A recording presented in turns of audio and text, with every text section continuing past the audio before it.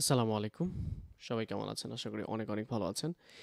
ইনফিনিটির আরও একটি টিউটোরিয়াল সিরিজে আপনাদের সবাইকে জানাই স্বাগতম। গত পর্বে আমরা দেখেছিলাম কিভাবে আমরা ইনফিনিটি ওয়েবসাইটে পেজ তৈরি করব এবং পেজ তৈরি করার বেশ কিছু মাধ্যম দেখিয়েছিলাম। তো আজকের এই ভিডিওতে আমি আপনাদেরকে দেখাবো কিভাবে আপনারা কনটেন্ট ম্যানেজ করবেন। অর্থাৎ আপনাদের ওয়েবসাইটে বেশ কিছু কনটেন্ট কিভাবে আপনারা তৈরি করবেন, প্লাস হচ্ছে সেগুলোকে কিভাবে রিমুভ করবেন এবং এই জাতীয় বেশ কিছু বিষয় নিয়ে আমি আলোচনা করব। খুব সংক্ষেপে আপনাদেরকে দেখানোর চেষ্টা করব। তো প্রথমেই দেখতে পাচ্ছেন আমাদের যে বাম পাশে অনেকগুলো মেনু আছে এগুলোর সম্পর্কে আমি পরে আলোচনা করব। বাট আজকে আমরা শুধুমাত্র বেশ কিছু কন্টেন্ট নিয়ে আলোচনা করব। এটা বেসিক্যালি হচ্ছে যারা কোন ফাংশনে কি কি তথ্য থাকতে পারে এই বিষয়টা দেখার জন্য আমাদের একটা অপশন রয়েছে। একটু একেবারে নিচে চলে যেতে হবে আমাদেরকে। এখানে একটা অপশন আছে ডেমো। সো আপনারা যখন ওয়েবসাইট ইনস্টল করবেন তখন আপনারা ডেমো নামে একটি অপশন পেয়ে যাবেন। তো এখানে যখন আমরা ক্লিক করব, এখানে দেখতে পাচ্ছেন পোস্ট, নোটিশ, স্লাইডার, তারপর হচ্ছে ফটোস, ভিডিওস, কোর্স, হ্যাঁ?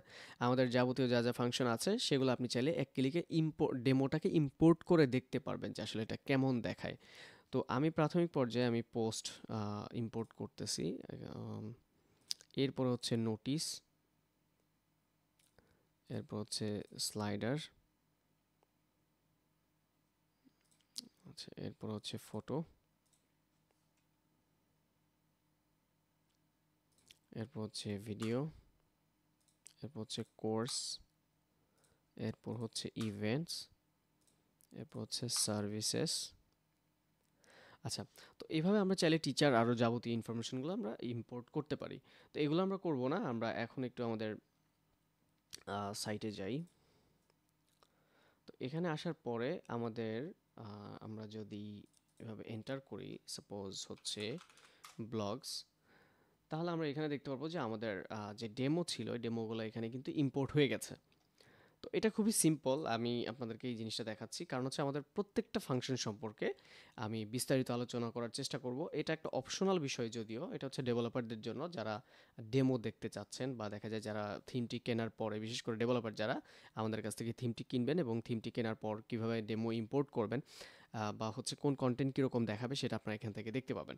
সো প্রত্যেকটা ফাংশন নিয়ে কিন্তু আলাদা আলাদা ভিডিও আসবে, যেহেতু আমাদের প্রত্যেকটা ফাংশনালিটিস নিয়ে আমরা খুব সুন্দরভাবে আলোচনা করার চেষ্টা করব। এই জন্য আমাদের প্রত্যেকটা সেকশন নিয়ে আলাদা আলাদাভাবে ভিডিও আসবে। তো এখন আমরা এখান থেকে আমরা যদি একটা কাজ করি, যেমন হচ্ছে এখানে ব্লগস আছে। আচ্ছা, তো আমরা এখান থেকে কিন্তু আলাদাভাবে ফটোস এগুলোতে যদি যাই, প্রত্যেকটা জায়গায় কিন্তু আমরা ডেমো কন্টেন্টগুলো দেখতে পারবো। ঠিক আছে, যেগুলো আমাদের ডেমো ইম্পোর্ট করা হয়েছে। তো এগুলো এখন আমরা বিস্তারিত দেখব না, এই জিনিসটা আমরা আগে দেখাচ্ছি। এটা যদিও সবার লাস্টে একটা ফাংশন, বাট এটা সবার শুরুতে দেখাচ্ছি যাতে করে আপনাদের ডেমো ইম্পোর্ট এবং ইরেজ করতে সুবিধা হয়। তো এখন আসুন, আমাদের ধরেন প্রত্যেকটা ফাংশনের মধ্যে কন্টেন্ট আছে, অর্থাৎ প্রত্যেকটা ফাংশনে বা প্রত্যেকটা অপশনে আমাদের কন্টেন্ট আছে, ডাটা আছে। এখন এই ডেটাগুলো আমরা কিভাবে কি করব? তো তার আগে একটা বিষয় দেখিয়ে নিই। আমাদের এই ওয়েবসাইটে আমরা কিন্তু ইউজারদের যে রোলটা দেখিয়েছিলাম প্রথম পর্বে, বা ইউজার ম্যানেজমেন্ট, সেটা আপনারা দেখতে পারেন। তো সেখানে কিন্তু প্রত্যেকটা ইউজারকে আলাদা আলাদা, অর্থাৎ আপনি চাইলে আপনার সাইটে মাল্টি ইউজার রাখতে পারেন। যেমন একজনকে দিলেন হচ্ছে ফটো ম্যানেজ করার জন্য, স্টুডেন্ট ম্যানেজ করার জন্য, বেতন ম্যানেজ করার জন্য, অর্থাৎ আলাদা আলাদা যে কাউকে দায়িত্ব দিতে পারেন। এখন এখানে একটা প্রবলেম একটা সময় হয়, সেটা হচ্ছে ধরেন কেউ কেউ একজন একটা মিস্টেক করে ফেললো, এবং মিস্টেক করার পর কেউ অস্বীকার গেল। ঠিক আছে, তো অস্বীকার গেলে দেখা যায় বললো যে না, এটা তো আমি করি নাই। হ্যাঁ, এরকম হতেই পারে। তো এইটারও কিন্তু আমাদের একটা রেকর্ড আছে। সেটা কিভাবে দেখবেন আপনারা? যেমন আপনারা যদি কোনো মেনু, যেমন বাম পাশ থেকে বুঝতে অসুবিধা হয়, সেক্ষেত্রে কিন্তু আপনারা এই যে মেনুতে চলে আসবেন। মেনুতে চলে আসার পরে এখান থেকে জেনারেল অপশন থেকে আপনারা প্রত্যেকটা মেনু এখান থেকে খুব সহজে নেভিগেট করতে পারবেন। তো এখানে আপনাদের একটা অপশন রয়েছে, সেটা হলো লগস। আপনারা এখান থেকেও যেতে পারেন, অথবা একেবারে শেষে ইউজার্স এবং ইউজার্সের আন্ডারে লগস নামে একটি অপশন পাবেন। এখানে ক্লিক করার পর এখানে দেখেন যে এই যে ইউজার নেম হচ্ছে আদনান, অর্থাৎ ফুল নেম, তারপর হচ্ছে আইপি অ্যাড্রেস, কোন আইপি থেকে করেছে এবং হচ্ছে কোন ব্রাউজার, এবং পাশাপাশি আরেকটা বিষয় দেখেন, সেটা হচ্ছে অ্যাক্টিভিটি। অ্যাক্টিভিটি মানে হচ্ছে কি করেছে, যেমন ডেমো সার্ভিসেস ডাটা ইম্পোর্টেড।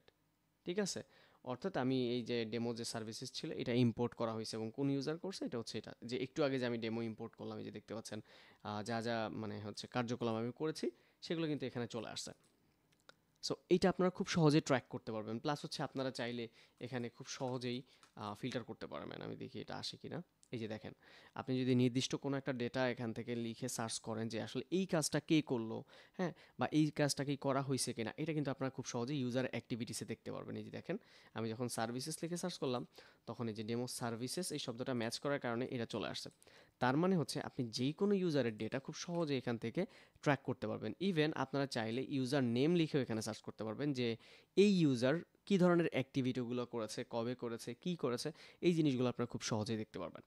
আচ্ছা, এখন হচ্ছে আমরা ডেমো ইম্পোর্ট করলাম। মানে ডেমো ইম্পোর্ট এটা আমি কেন দেখালাম, যে আপনারা যেই কাজটাই করুক না কেন সেই হিস্টোরিগুলা অর্থাৎ তার অ্যাক্টিভিটিগুলা কিন্তু ডেটাবেসে সেভ হয়ে থাকবে।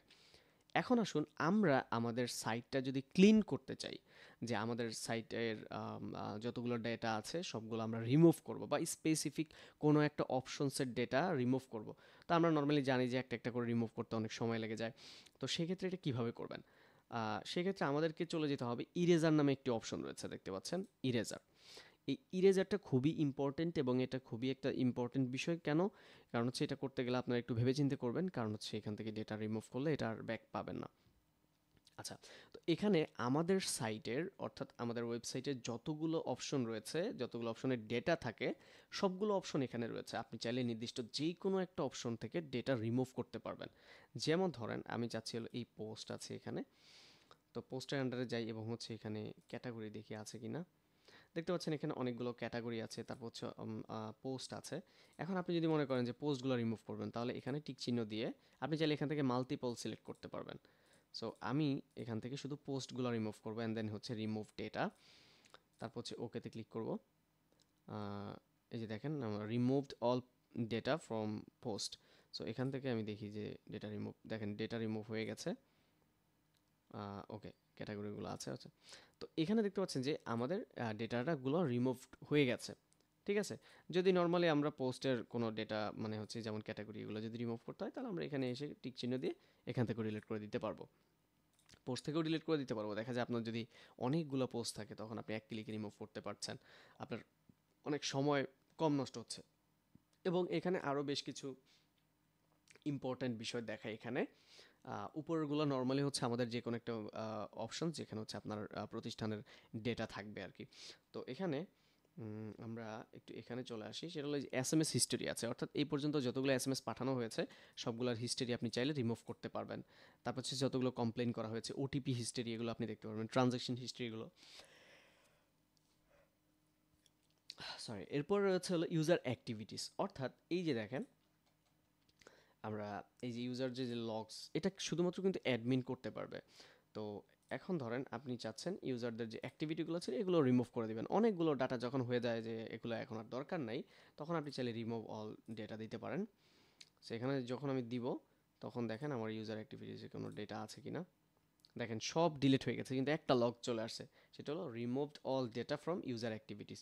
অর্থাৎ আমি যে এই যে ইউজার অ্যাক্টিভিটিস ডেটাগুলো রিমুভ করলাম সেটারও একটা অ্যাক্টিভিটি তৈরি হয়ে গেছে। সো এইটারও একটা হিস্টোরি থাকবে। আচ্ছা, এখন আসেন নিচে আরও ইম্পর্টেন্ট বিষয় আছে, সেটা হলো ভিজিটর স্ট্যাটিস্টিক্স।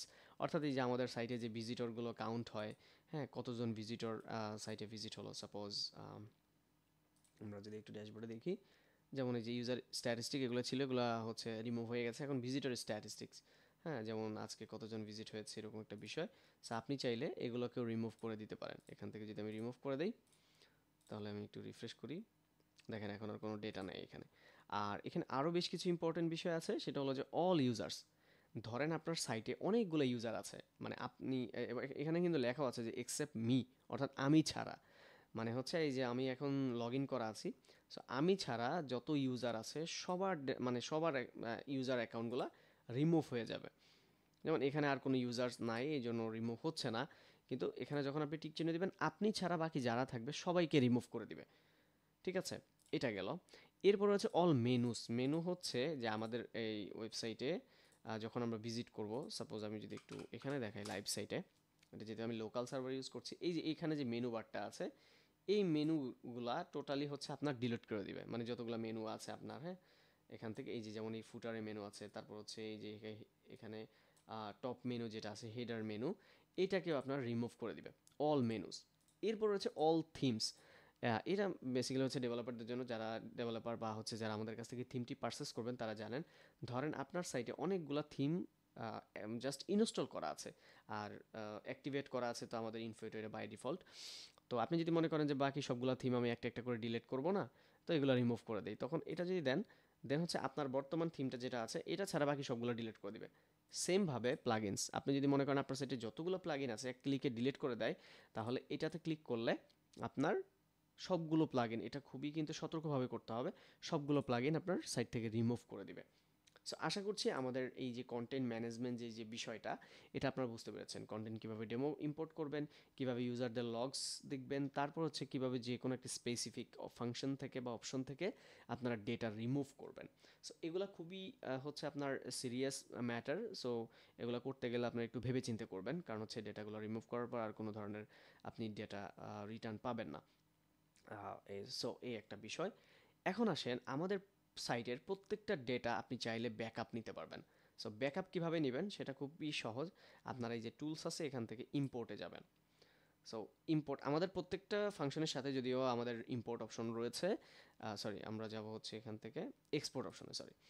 তো আমাদের প্রত্যেকটা সেকশনের সাথেই কিন্তু যেগুলো হচ্ছে ডেটা থাকে সবগুলোর সাথে কিন্তু ইম্পোর্ট এবং এক্সপোর্ট রয়েছে, আপনারা চাইলে আলাদা করতে পারবেন এবং সেটা আমরা পরবর্তী প্রত্যেকটা যখন আলাদা আলাদা ভিডিও করা হবে প্রত্যেকটার সাথে দেখানো হবে। তবে এটা হচ্ছে আপনি আপনার সাইটে যতগুলো ডেটা আছে, যতগুলো ডেটা, সবগুলো ডেটা আপনার চাইলে এক ক্লিকে এক্সপোর্ট করে রেখে দিতে পারবেন এবং পরবর্তীতে এগুলো ইম্পোর্ট করতে পারবেন যদি কোনো কারণে রিমুভ হয়ে যায়, এটা করতে পারবেন।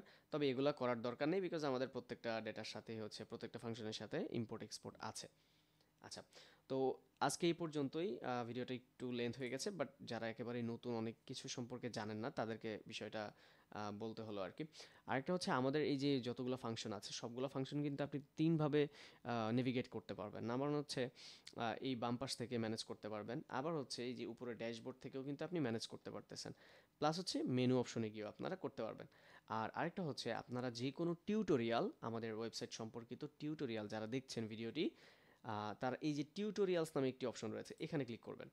এখানে ক্লিক করার পর এই যে এখানে আমাদের প্রত্যেকটা যতগুলো সেকশন রয়েছে প্রত্যেকটা সেকশন সম্পর্কে কিন্তু এখানে ভিডিও টিউটোরিয়াল দেওয়া রয়েছে, অর্থাৎ আমাদের সাইটের মধ্যে যতগুলো ফাংশন রয়েছে প্রত্যেকটা সম্পর্কে আমাদের এখানে ভিডিও সিরিজ পাবেন। যেমন আপনি ইন্ট্রোডাকশন, এটা হচ্ছে আমাদের ইনফোডি সম্পর্কে, তারপর হচ্ছে অ্যাক্টিভেশন, কীভাবে অ্যাক্টিভেট করবেন এগুলো সম্পর্কে অলরেডি আমাদের ভিডিও পাবলিশ করা হয়ে গেছে।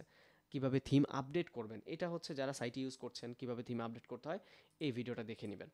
পেজ ম্যানেজমেন্ট, এটা আমরা গত পর্বে আলোচনা করেছিলাম। তারপর হচ্ছে কন্টেন্ট ম্যানেজমেন্ট, যেটা আজকে আমাদের আলোচনা চলছে। সো আপনারা যে কোনো ভিডিও যদি দেখতে ইচ্ছে করে যে কীভাবে কোনটা ম্যানেজ করবেন, এখানে ক্লিক করে ওয়াচে ক্লিক করলে আমাদের এই ইউটিউবে ভিডিওতে আপনাদেরকে নিয়ে যাবে, সেখান থেকে আপনারা খুব সহজে ভিডিওটা দেখে কাজ করতে পারবেন। সো আশা করছি সবার এই ভিডিওটা খুব কাজে লাগবে।